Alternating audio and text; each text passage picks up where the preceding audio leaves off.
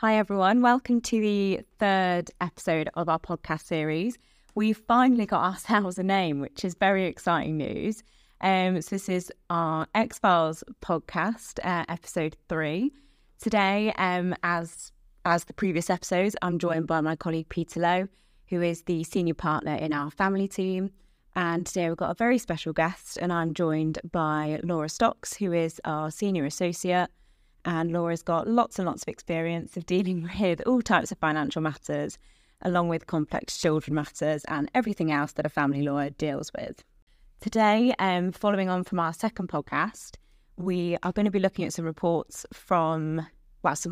from Legal in General, and the effect of the cost of living crisis and the reduced numbers of people that are divorcing, and just expand upon some of those topics that we discussed last time, and also the University of Bristol report that looked at finalising finances and pension sharing. So I'm going to hand over to Peter, who's going to talk us through some of those points. Thanks, Lucy. Yeah, thanks. The key point that really came out of the second podcast that a lot of people have given us some feedback on is this amazing statistic that only 11% of divorcees actually have a pension share when they go through a divorce. It certainly shocked all of us in the office here, and I think in the wider world that seems to be an incredibly low number.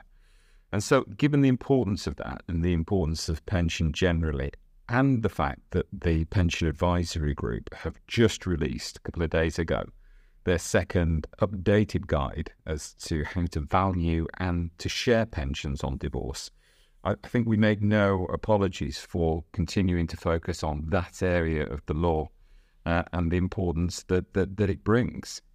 There are any number of reports, and the Legal in General certainly produced one called The Divorce Gap in 2021, which pointed to national statistics about how typically women in this situation have significantly smaller pension pots following a divorce, and are still significantly more likely to waive rights to a partner's pension when a divorce takes place.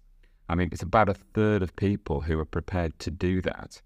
And the long-term outcome, again, for stereotypically women in this situation, is that they have far less personal wealth on retirement and far less provision for themselves to look after themselves in their old age. The statistics are very significant. For people over 65, most men have a wealth in pensions of about £220,000, where by contrast most women have a valuation of about £110,000. So that's a really important perspective, and I think it shows the importance of pension share, and what's that showing is the consequence of not actually dealing with the pension sharing orders that are required in the vast majority of divorce cases. I don't think this all works one way either. From, again, typically a husband's perspective, we talked, I think, in the first podcast about the importance of having a really balanced settlement, to think about things over the long term.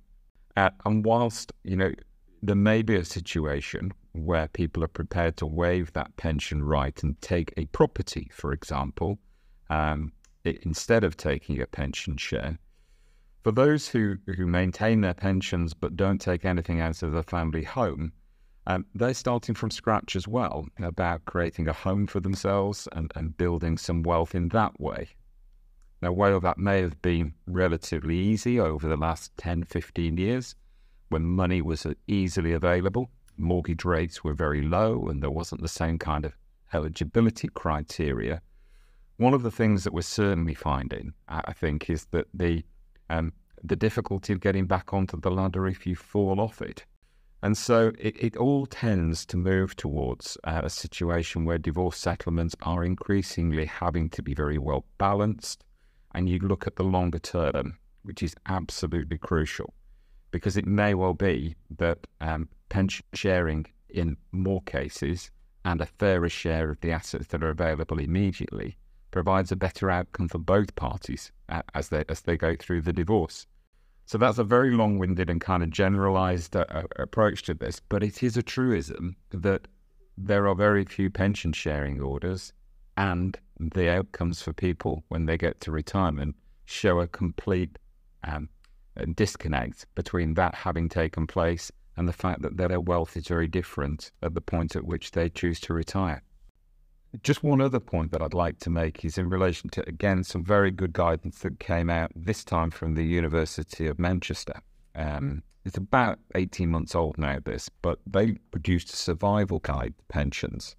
And that was very simple in its outcome. It said it's absolutely vital that you find out when you're going through this kind of separation and divorce, simply how much pensions are worth and how to divide them fairly. And that by simply ignoring them or trading them away, they came to exactly the same conclusions as we've had recently, which it leads, or is more likely to lead, people into poverty in their later life. At the back of that, some people might want to know sort of what the criteria is for sort of valuing and dividing up pensions. Well, in July 2019, we had the first edition of the Pension Advisory Group report, otherwise known as the PAG report, which took account of all of those involved in the area of pensions on divorce. That established clear ground rules for the proper approach to be taken in cases. We had the Family Justice Council, the University of Cambridge and the Nuffield Foundation all involved with that, and it came to, I think, 160 pages. It provided help with gathering information, single joint pension on divorce experts, otherwise known as PODs, the methods of dividing pensions, and to help people reach an agreement, and then that can be reflected in an order. It provided advice in relation to pension freedoms, state pensions, tax issues. And then we've now just had the second edition of that report launched, and that came out on the 16th of January this year. Again, the Nuffield Foundation funded that as their mission is to advance social wellbeing. So the new report builds on the good practice of the first edition, and it's got lots of new features, I believe, Peter? Yeah, Laura, I mean, it really does begin to take into account the case law since edition 1. And it begins to draw some important distinctions out of those cases, such as, the difference between higher value cases where there's lots of money around and lower value cases, and to make sure that anything that is done with around pensions is proportionate. I mean, it's not always the way around you think it might be. Some of the higher value cases, the court have said, don't bother going down a big valuation route because there's plenty of money elsewhere. But for a lower value case, it might well be that it's absolutely crucial because the opportunity for somebody to rebuild their pension is really, really low, the chance to do that. So, and you'll have seen, I'm sure you've come aware previously, I mean, yourself, where pensions have accrued outside marriage and the need for guidance on that. Yeah, absolutely. I think a lot of people come into this just presuming that any pensions accrued outside the marriage won't be taken into account. Actually quite surprised then when we tell them that's not the case in the majority of cases, actually. And so it's really good that that guidance has been beefed up. We've obviously got to look at needs and an assessment of what those are going to be, and that's got to be taken into account in relation to needs in retirement. And I think what's also really good is we've got the new letter of instruction, an updated, simplified language, which I think a lot of clients are going to find helpful. I couldn't agree more. I mean, the letters of instruction, you sometimes pass them on to clients and they think, what on earth is this? And same with ourselves sometimes. It's really complicated, and anything that simplifies the process and helps the understanding while still getting to the right result seems to be really important. And, there are things in there that we didn't anticipate, but could have ramifications for lots of our clients.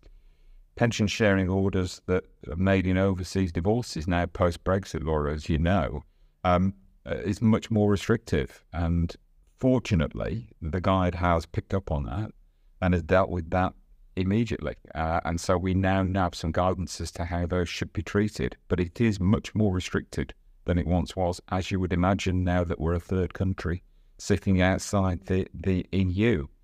I mean, I don't know about you. I find it a very valuable assistance. I mean, has that been your experience of dealing with this reform? Yeah, absolutely. I mean, pensions, I think for a lot of people are quite scary, lawyers included. And so having that there for guidance with a lot of simple language, I think it's really, really helpful for lawyers and clients. So that's a ringing endorsement from Wright Hassall about just how essential this kind of report is. Although it goes to 160 pages or more, they haven't simplified that aspect of it. It is when pensions are involved. Look, we can't stress enough the importance of getting to grips with that longer-term, balanced, structured settlement, of which these form a crucial part. So any questions or queries around it, go and talk to somebody who knows what they're doing around it and gain an understanding and decide if a pension sharing order is the right thing for you. Yeah, exactly just like Peter says. And as I've sort of echoed throughout our previous podcast, I think it's really important that people get in touch if they are concerned about any of these issues or need some help in relation to any of this. It's perfectly understandable. It's very complex. And I think it's vitally important that people do seek the appropriate advice where they need to. So I've said our contact details in previous podcasts, but I'll reiterate them again. You can contact us by telephone on 01926 886688. You can send an inquiry to us through our website, or you can email us at family@wrighthassall.co.uk, and we'll be more than happy to have a chat with you.